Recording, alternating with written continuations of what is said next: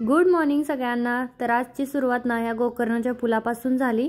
तर इकडं ना पारिजातक की पराजित असं काहीतरी बोलतात गुजरातीमध्ये। त्या बोलल्या ताई, पण मला नाही लक्षात राहिलं। तर सकाळी मी यांना घेऊन आले कारण आज मला याचा चहा बनवायचा आहे। आज माझ्याकडे चहाला दूध नव्हतं आणि गरम पाणी तर असं पितेच। मग म्हटलं चला हे ट्राय करूया। आणि एवढी झाडं आहेत ना आमच्या इथे सोसायटीमध्ये याची। मी पण एक झाड लावणार आहे आता, उद्या किंवा परवा लावेन। आता लावणार आहे मी पण, कारण ती शेंगा अजून सुकल्या नाही ना, मग त्याचं तर बी उगवेल असं वाटत नाही, म्हणून सुकेपर्यंत थोडी वाट बघते शेंगा। कारण खूप सारी झाडं आहेत आणि आजपासून मी नेहमी जे गरम पाणी पितेच आहे ना, तर त्या गरम पाण्यामध्ये मग हे फुलं टाकून प्यायचं असं चालू आहे। याने ना डोळ्यांचा जो त्रास आहे ना तो लवकर बरा होतो, डोळे छान राहतात। माझे डोळे खूप, तुम्हाला माहीतच आहे, इतकं ते इचिंग होतं डोळ्यामध्ये, इतकं जळजळ करतात ना की मला सहन नाही होत। त्यामुळे आता मी रेग्युलरली हे करणार आहे, त्यासाठी झाड पण लावणार आहे। म्हणजे रोजची 2 फुलं आपल्या झाडाला येतील। खूप सारी झाडं आहेत, खाली गेलं तर काही प्रॉब्लेम नाही, पण आपल्या स्वतःच्या घरात असेल तर चांगलंच आहे ना। शेवटी झाड असणं पण खूप चांगलं असतं। तर बघा, जसं जसे फुलातून कलर बाहेर येतोय बघा, पाण्याचा कलर चेंज होतोय। नंतर याच्यामध्ये लिंबू पिळलं ना, हे पाणी ना असं पर्पल कलरचं होतंय बघा। तुम्हाला दाखवते इथं, हे बघू शकता। पण मी लिंबू नाही पिणार, मी तर बिना लिंबू पिळताच पिणार आहे रोज डेली। कारण लिंबाने पण परत खोकला वगैरे ह्या त्या व्हायचं त्यापेक्षा मग। आणि आज मी हनी पण टाकली, जसं की मी म्हटलं आमच्या तिघांसाठी बनवत होते, त्याच्यामुळे मग म्हटलं थोडं गोड पण होईल ना म्हणून। त्यानंतर बघा इथं मंदिर साफ करायला घेतलं। यासाठी मी ना ते अर्बन योगचं किचन क्लीनर आहे ना, तर तेच इथे यूज करते, कारण छान आहे त्याचा रिझल्ट, मला आवडला। आणि म्हटलं बघूया ट्राय करून, कारण लाकडावरती शक्यतो कोणताही स्प्रे केला ना आणि तर ते लाकडाला पण म्हणतो ना बुरशी वगैरे लागते, तसं काय होतं। आणि आज माझ्या मंदिराचा जो ओम होता ना चिटकवलेला, तर तो पुसत पुसत खालीच पडला बघा, परत गळून आला। परत मी चिटकवला, परत ते खाली गळून आलं। आणि मोरपीस तर आता आमच्याकडे इतके साठलेत ना, कारण पहिले मोर इतके महिने राहिलो एक पीस नव्हता, आणि आता ह्या 8-10 दिवसात इतकं रोजच पीस पडतायत, रोजच। रुद्र रोज सकाळचा जातो आणि येतोय घेऊन। आता बघा किती सारे साठलेत। आणि नारळ आहे ना, तर तो पण खूप मोठा झाला आहे। बऱ्याच जणांनी कमेंट केली होती मला की उन्हामध्ये ठेव म्हणजे चांगली ग्रोथ होईल, पण मला असं वाटतं हे घरामध्ये ठेवूनच चांगली ग्रोथ झाली याची। आणि मला असं जास्त मोठं झाड वगैरे नाही बनवायचं, छोटंसंच राहिलं तरी चालेल। मला काय त्याची नारळ वगैरे नको आहेत, असंच फक्त मी ठेवायचं म्हणून ठेवलेलं आहे। कारण आता इतकं मोठं झाड मी गावाला तर घेऊन जाणं शक्य नाही आहे, आणि इथं खाली लावायचं म्हणजे मग ते वाटतं ना आपल्याला की आपण रेंटने राहतो, किती दिवस राहणार किती दिवस नाही वगैरे असं वाटतं थोडंफार। तर आज मी मस्तपैकी वेणी घातले बघा, कधी नव्हे ते। आणि वेणी घातली ना, शक्यतो माझं जे गळ्यातलं आहे ना, तर त्याचा जो फासा आहे ना, तर तो माझा केसात अडकतो, म्हणून मी जास्त वेणी घालत ना, आपली वरती टांगून देते, म्हणजे एकदम बिंदास्त काम करायला मोकळं। पण आज घातली होती, छान वाटते ना।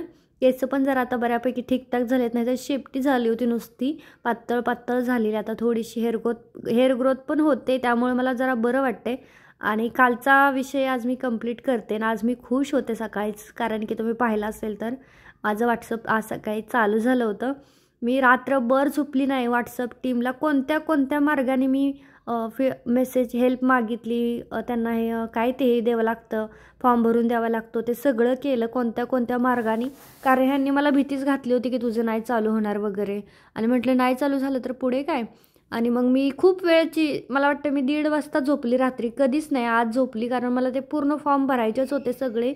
जेवढून गुगल क्रोमवरून व्हॉट्सअपवरून कुठून मला जिथून हेल्प मागता आली मी तिथून मागितली। म्हटलं माझं दुरुस्त करून द्यायच्या पुढे मी तुमच्या प्रायव्हसी पाळेन, अजिबात हे करणार नाही। म्हणजे आपण जर त्यांच्या प्रायव्हसी ज्या आहेत त्या आपण म्हणतो त्यांचे रूल्स, तर ते नाही पाळले ना, तर हे असं होतं। आणि जास्त अननोन नंबर ॲड झाले हे, त्याच्यामुळे ते झालं।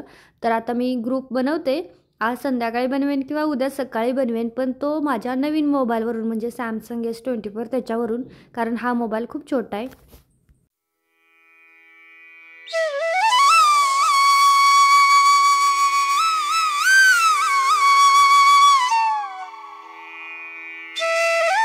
तुम्हाला माझ्या मंदिरातलं काय काय आवडलं कमेंटमध्ये सांगा। खरं तर माझ्या मंदिरात जी विठ्ठल रुक्मिणीची मूर्ती आहे ना, ती मी मिशोवरून घेतली, तुम्हाला लिंक देईल, कारण आपण काय पंढरपूरला जात नाही तिकडून आणायला। आता शॉपमध्ये पण मिळतात, पण मला छान वाटली मग मी घेतली ना। आता 2 वर्ष घेऊन झालं, पण एकदम छान आहे, तिला काहीच झालं नाही। देवघर आणि विठ्ठल रुक्मिणीच्या मूर्तीची तुम्हाला लिंक मी देऊन देईल, कमेंट डिस्क्रिप्शन चेक करा। तर आता मी तो उन्हात बसले, कारण मी आता ठरवले प्रॉपर हेल्थकडे सुद्धा लक्ष द्यायचं, काम करायचं पण आपल्या तब्येतीकडेही लक्ष द्यायचं. ऊन लागलं नाही ना बॉडीवरती, लागायलाच पाहिजे ना. आता थोडी थंडी पण आहे ना, तरी तर छान वाटत होतं उन्हात बसायला, मस्त एकदम छान. म्हणून मग इथं बसले. रुद्राला बोलत होते ये ये, पण त्याचं काहीतरी दुसरंच चालू होतं घरामध्ये करायचं. त्याला म्हटलं राहू दे, माझं मी जाऊन बसते इथं मोबाईल बघत. मग थोडा वेळ बसले उन्हात रिलॅक्समध्ये.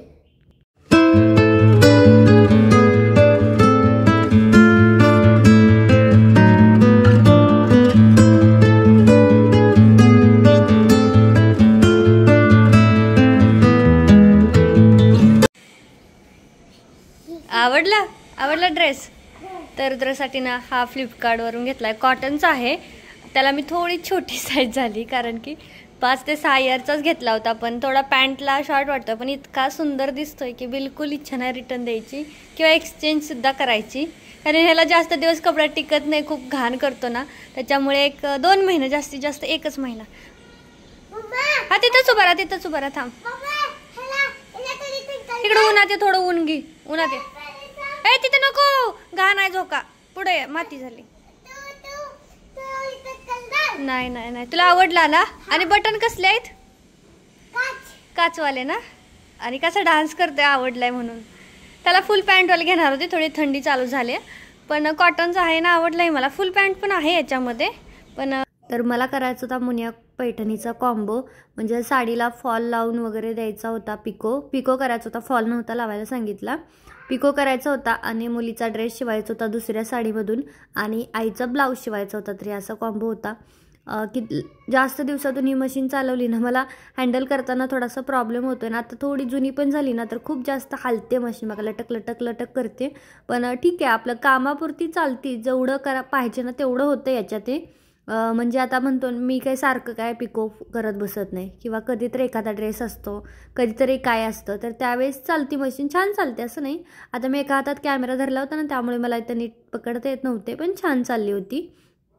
बऱ्याच जणांनी मला विचारलं होतं की हे पेपर पॅटर्न चांगले आहेत का, तर मी बघू शकता बिनधास्त मी कस्टमरचे ब्लाऊज याच्याने कटिंग करते.